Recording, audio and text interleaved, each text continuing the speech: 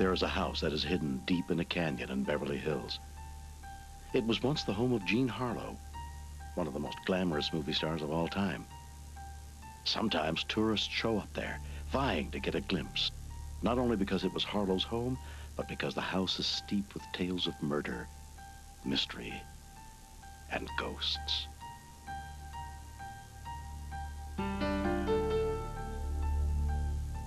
It's awful to say that a house is haunted or has bad vibrations, because it's only a building, you know, sticks, stones, and yet some houses, it's marked all over them, and this house was one.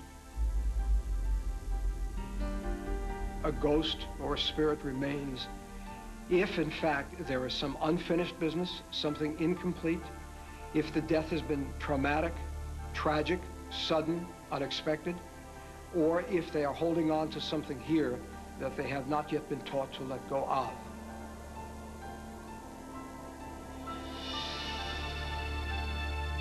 He was called Hollywood's father confessor. As the assistant to Irving Thalberg, Paul Bern was one of the most powerful men in 1920s Hollywood. He could make or break a career with a wave of his hand. But even with that, he was best known for his brief but highly public marriage to Jean Harlow. This house behind me, the home of Jean Harlow and Paul Bern, has a fascinating history of murder, sadness, mystery, you name it. This house has it in spades. Paul Bern gave the house to Miss Harlow as a wedding gift the day they were married. Jean Harlow was Hollywood's original blonde bombshell. Her sex symbol status made her a top box office draw in 1930. Those that knew her said she didn't have an enemy in all of Hollywood. In fact, her nickname was the Baby.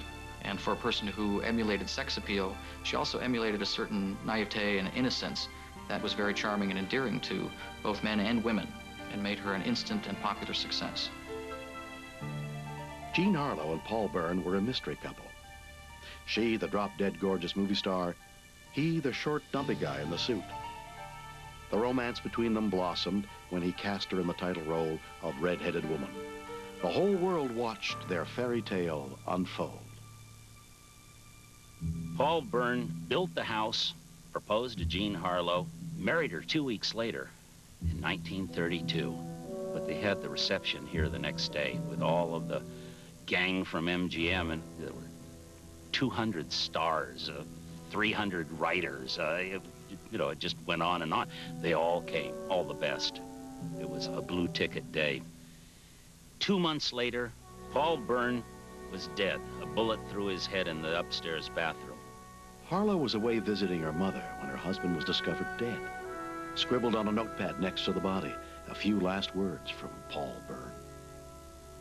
Dearest dear, unfortunately, this is the only way to make good the frightful wrong I have done you, and to wipe out my abject humiliation.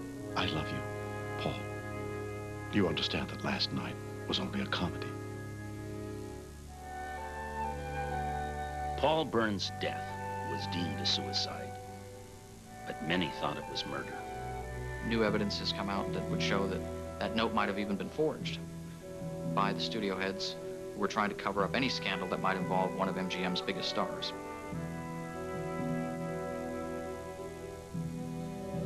Jean Harlow moved out of her doomed honeymoon cottage, and a short time later, she too met with her own untimely death from liver failure at the young age of 26.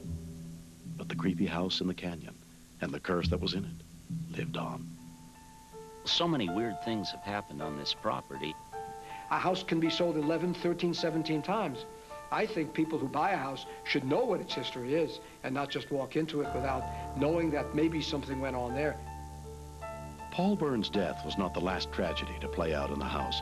Bern was often referred to as a haunted man, and many believe his legacy lives on in his haunted house. In the years that followed, there were other deaths. A man in the guest quarters put an end to his life. A maid, rumored to have hung herself.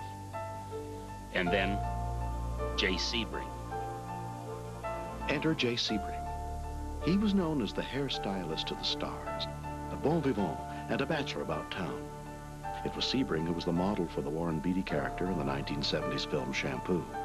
Sebring bought the Harlow Bern house in 1965 and was said to be intrigued with its legacy of death. Jay Sebring's girlfriend in the 1960s was a very beautiful, beautiful actress, Sharon Tate. When Jay Sebring would go away on business, often Sharon Tate would stay there in the house. One night, while waiting for Jay Sebring, she saw an apparition. She couldn't believe her eyes. She thought it was Paul Bern. She'd heard about him. She knew about him. She'd seen pictures of him.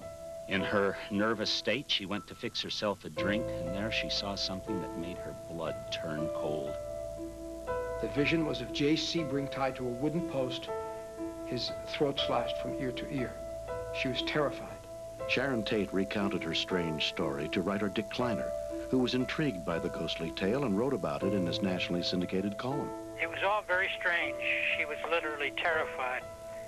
It was one of the strangest stories I'd ever heard in all my years of listening to psychic experiences.